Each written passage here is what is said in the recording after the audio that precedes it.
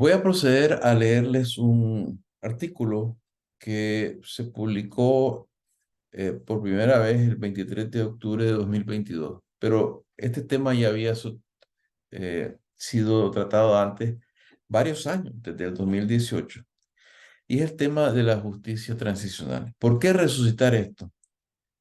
Porque, aunque parezca mentira, los grupos de la falsa oposición, porque realmente son grupos de intereses creados que buscan cómo negociar con el patrocinio de Estados Unidos o con la fuerza de Estados Unidos acceso a cuotas de poder, pues siguen hablando de este asunto de negociaciones, de concertación, de eh, llegar a las elecciones en el 2026 y aplicar, según ellos, lo que llaman justicia transicional, como un equivalente a la justicia, punto. Pero es un equivalente que les permite a ellos ofrecer algo al régimen y quedar ante Estados Unidos, su patrocinador, como agentes de estabilidad. En resumidas cuentas, la justicia transicional es aplicable a otros contextos. La justicia transicional, quienes han escrito acerca de esto, ya lo verán en el artículo, sencillamente dicen, donde hay dos bandos que están enfrentados, más o menos en condiciones de paridad, y se están matando entre ellos, y uno quiere detener ese pleito, pues en algún momento los dos bandos que están enfrentados, que están cometiendo crímenes, los dos, tendrán que perdonarse mutuamente para poder restablecer la paz. Pero en Nicaragua no hay dos bandos enfrentados cometiendo crímenes de lesa humanidad. Hay un grupo usurpador que ha convertido al Estado en un instrumento para cometer crímenes de lesa humanidad. Es decir, esta aplicación de esta idea de justicia transicional es un truco más, una trampa más de estos falsos opositores. Y por eso me tomo la libertad de traer de nuevo aquí y presentar el artículo que se tituló en su momento La propuesta de la llamada justicia transicional. Para un crimen mayor, un castigo menor. Digámoslo claramente, los clanes políticos corruptos y los poderes fácticos introdujeron en Nicaragua el concepto de justicia transicional como un instrumento más en su anhelada negociación de convivencia con Ortega y Murillo. Una vez más la viveza, la bola rápida, la prestidigitación, el baile de máscaras, el cinismo, todo con tal de buscar o expandir sus cuotas de poder y privilegio. Por supuesto, siendo tan poco sofisticado porque encima de escaseces éticas padecen hambruna de otras capacidades, el enorme manto de justicia transicional les ha quedado chiquito. Hay que recordar que los propios ideólogos internacionales de la justicia transicional declaran que esta no es una ruta trazada, que diferentes sociedades toman rutas diferentes dependiendo de la naturaleza de las atrocidades, e insisten que la justicia transicional tiene que ver con las víctimas. Se centra en sus derechos y dignidad como ciudadanos y seres humanos y busca la rendición de cuentas, el reconocimiento y la reparación de los daños sufridos. En otras palabras, la intención teórica diferente de la de estos políticos nicas no es no hacer justicia, sino más bien procurar, al hacerla en conflictos sociales sistémicos, dos cosas. Una es que cuando haya enfrentamiento entre dos partes y ambas cometan atrocidades, el afán de saldar cuentas no sea un obstáculo para detener la destrucción mutua. Se llega a un acuerdo y ambas partes aceptan someterse a un proceso de rescate de la verdad y de castigo a los infractores dentro de un nuevo contrato social acordado por las partes. La otra es resarcir a las víctimas de ambos bandos, Y la sociedad entera, a través del Estado que emerge del nuevo contrato social, debe hacerse responsable. ¿Qué tiene que ver esto con Nicaragua? Obviamente que nada.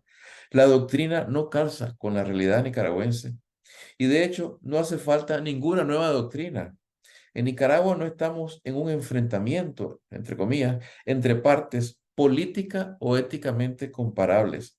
Más bien, la población desarmada ha sido víctima del ataque premeditado de policía, ejército y fuerzas paramilitares al servicio de un grupo criminal que ocupa el poder del Estado, que usurpa el poder del Estado.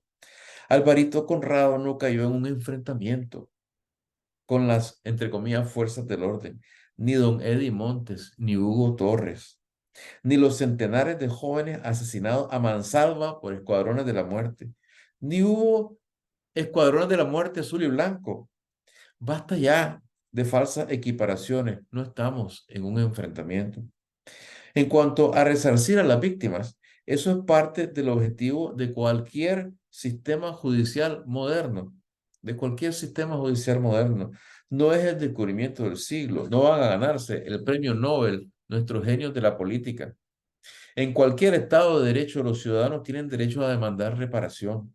Y cuando la intención de la sociedad es apuntalar una nueva sociedad con justicia, las nuevas instituciones diseñan y aprueban, como debe ser, programas para resarcir a las víctimas. En nuestro caso, es obvio que debe haber compensación hasta donde ésta sea posible, ya que hay pérdidas irreparables. Nadie puede hacer que Alvarito Conrado regrese con vida a su familia. Entendido esto, es de elemental justicia que todas las propiedades de los Ortega y sus cómplices sean usadas para financiar el resarcimiento a quienes han perdido familiares, facultades físicas o psicológicas, negocios, estudios, etc. No una expropiación para piñata de unos pocos, sino recuperar lo robado al Estado, a la sociedad, desde los canales de televisión, empresas de energía, mineras, a la Universidad Católica Única de Roberto Rivas, del difunto Roberto Rivas y familia, para que los victimarios compensen a las víctimas. Y a este fondo debería también, todo esto de manera lo más ordenada y legal posible, obligarse a contribuir a los bancos y capitales a los que pueda aprobarse bajo debido proceso su complicidad criminal con el régimen. Porque lo que hace falta en Nicaragua es máxima y severa justicia. Nada justifica lenidad, mucho menos impunidad hacia quienes han cometido crímenes atroces contra individuos y han llevado al país a la destrucción, imponiendo con mano de hierro, a sangre y fuego su voluntad.